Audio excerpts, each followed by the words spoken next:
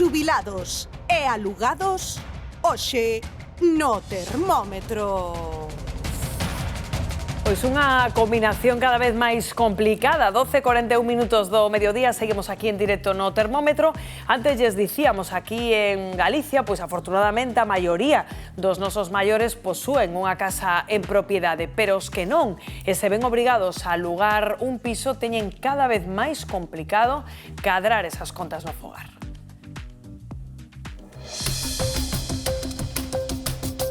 Chegar á xubilación coa casiña paga. Ese é o soño de todos. Pero que pasa cando polas voltas da vida tes que afrontar un alugueiro cobrando a pensión?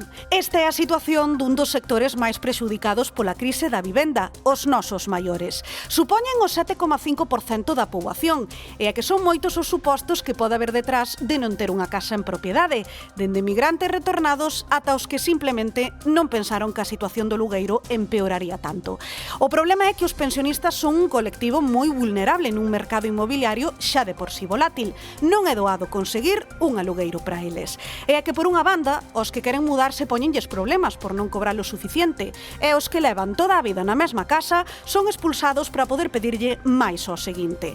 Cando a suban os alugueiros non vai acorde cos incrementos nas pensións, créase a tormenta perfecta para un sector da poboación que non sempre ten nin os suficientes recursos nin unha rede de apoio na búsqueda dunha alternativa.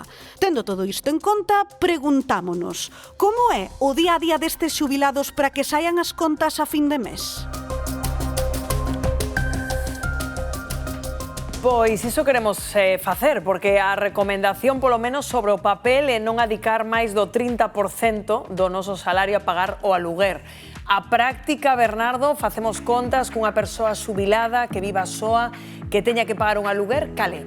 Pois imos facer unha simulación cos 3 escenarios distintos posibles que se poden dar en función da pensión e partindo dunha serie de gastos comuns. O primeiro, o alugueiro. Poñemos 500 euros, porque é o prezo medio dun piso dunha habitación nunha cidade galega. Hai que sumarlle as facturas. Poñamos 70 euros de electricidade, 40 euros de calefacción, dependendo da temporada, 20 euros de auga e lixo e 30 euros de teléfono e internet. Logo está a alimentación, porque comer hai que comer. Temos ese vicio. Imos poñernos na situación máis austera, mercando marcas brancas, aproveitando ofertas e renunciando o que non sexa tan básico. Optimistas, imos poñer 170 euros ao mes esa persoa xubilada. Sumamos así 830 euros de gastos fixos. E a maiores temos que ter en conta medicamentos, transporte, roupa, hixiene persoal, seguros ou imprevistos, reparacións ou algo que rompa no piso. Pois ben, tendo en conta estes gastos fixos, escenario número 1, xubilado con pensión media, 1.290 euros no caso de Galicia. Tería unha marxe razoable, pero se hai unha urxencia como un dentista ou unha lavadora que se estraga, pode quedar co mes algo comprometido.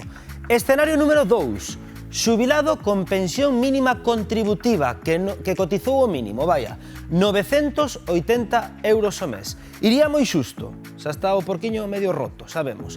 Sen apenas capacidade de aforro, calquera gasto médico ou imprevisto pode deixalo en números vermellos. Escenario número 3, pensión non contributiva ou de viuvez. Falamos aquí de 460 a 796 euros mensuais. O resultado, números vermellos. Cada mes toca tirar de aforros, da familia ou das axudas sociais, porque está claro que moitas pensións non dan seguido á subida da vida. E ti, Miguel Mandallo, compañeiro, estás a comprobalo cun exemplo real. Contanos, preséntanos, con quen estás, Miguel? Que tal todo, Bernardo? Pois mira, estamos xustamente con Juan Carlos, que é aquí de Vigo. Juan Carlos, ti estás prexubilado e tes unha pensión, pero pagas máis do 70% no aluguer. Como chegas a fin de mes? Contanos un pouquiño este caso no termómetro. Pois con muchos problemas, porque yo gano 1.048 euros de pensión, 700 de piso, tú lo vistes. Claro, temos aquí todas as facturas. 100 euros entre luz e agua, son 800, me quedan 248.